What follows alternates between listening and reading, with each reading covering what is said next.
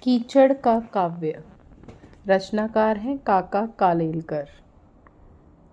आज सुबह पूर्व में कुछ खास आकर्षक नहीं था।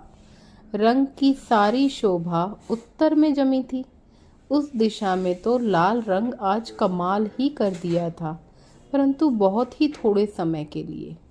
स्वयं पूर्व दिशा ही जहाँ पूरी रंगी न गई हो, वहाँ उत्तर दिशा कर करके भी कितने नखरे कर सकती। देखते देखते वहाँ के बादल श्वेत पूनी जैसे हो गए और यथाक्रम दिन का आरंभ ही हो गया। लोग आकाश का वर्णन करते हैं, पृथ्वी का वर्णन करते हैं, जलाशयों का वर्णन करते हैं, पर कीचड़ का वर्णन कभी किसी ने किया है? कीचड़ में पैर डालना कोई पसंद नहीं करता। कीचड़ से शरीर गंदा होता है, कपड़े मैले हो जाते हैं, अपने शरीर पर कीचड़ उड़े यह किसी को भी अच्छा नहीं लगता और इसीलिए कीचड़ के लिए किसी को सहानुभूति नहीं होती। यह सब यथार्थ है, किंतु तटस्थता से सोचें तो हम देखेंगे कि कीचड़ में कुछ कम सौंदर्य नहीं है। पहले तो यह कि कीचड़ का रंग बहुत सुंदर है। पुस्तकों के गत्तों पर, घर की दीवालों पर अथवा शरीर पर के कीमती कपड़ों के लिए हम सब कीचड़ के जैसे रंग पसंद करते हैं। कलाभिज्ञ लोगों को भट्टी में पकाए हुए मिट्टी के बर्तनों के लिए यही रंग बहुत पसंद है। फोटो लेते समय यदि उसमें कीचड़ का एकाध ठीकरे का रंग आ जाए तो उसे वार्म टोन कहकर विज्ञ लोग खुश हो जाते हैं। पर लो, कीचड़ का नाम लेते ही सब बिगड़ जाता है।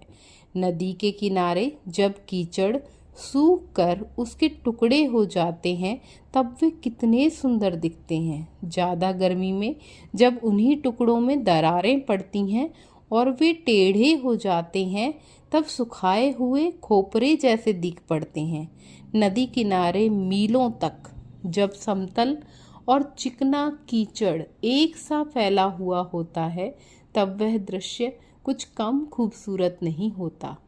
इस कीचड़ का पृष्ठभाग कुछ सूख जाने पर उस पर बगुले और अन्य छोटे बड़े पक्षी चलते हैं। तब 3 नाखून आगे और अंगूठा पीछे ऐसे उनके पद चिन्ह मध्य एशिया के रास्ते की तरह दूर दूर तक अंकित देख इसी रास्ते अपना कारवां ले जाने की इच्छा हमें होती है। फिर जब कीचड़ ज़्यादा सूखकर जमीन ठोस हो जाए तब गाय, बैल, पाड़े, भैंस, बकरे, भेड़ इत्यादि के पद चिन्ह उस पर अंकित होते हैं। उसकी शोभा और ही है।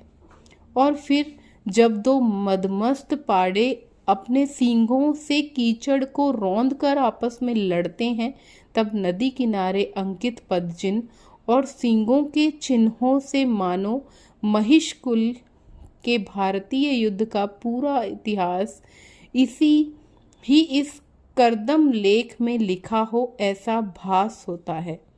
कीचड़ देखना हो तो गंगा के किनारे या सिंधु के किनारे और इतने से तृप्ति ना हो तो सीधे खंबात पहुंचना चाहिए। वहाँ मही नदी के मुख से आगे जहाँ तक नज़र पहुँचे वहाँ तक सर्वत्र सनातन कीचड़ ही देखने को मिलेगा। इस कीचड़ में हाथी खूब जाएंगे ऐसा कहना न शोभा दे, ऐसी अल्पोक्ति करने जैसा है। पहाड़ के पहाड़ उसमें लुप्त हो जाएंगे ऐसा कहना चाहिए। हमारा अन्न कीचड़ में से ही पैदा होता है। इसका जागृत भान यदि हर एक मनुष्य को हो तो वह कभी कीचड़ का तिरस्कार न करता। एक अजीब बात तो देखिए, पंख शब्द घृणास्पद लगता है, जबकि पंकज शब्द सुनते ही कवि लोग डोलने और गाने लगते हैं। मल बिल्कुल मलिन माना जाता है, किंतु कमल शब्द सुनते ही चित्त में प्रसन्नता और आह्लाद फूट पड़ते हैं। कवियों को ऐसी युक्ति शून्य वृत्ति उनके सामने हम रखें तो वे कहेंगे कि आप वासुदेव की पूजा करते हैं, इसलिए वसुदेव को तो नहीं पूजते। हीरे का भारी मूल्य देते हीरे का भारी मूल्य देते हैं, किंतु कोयले या पत्थर का नहीं देते। और मोती को कंठ में बांधकर फिरते हैं, किंतु उसकी मातुश्री को गले में नहीं बांधते। कम से कम इन विषय पर कवियों के साथ तो चर्चा न करना ही उत्तम होगा।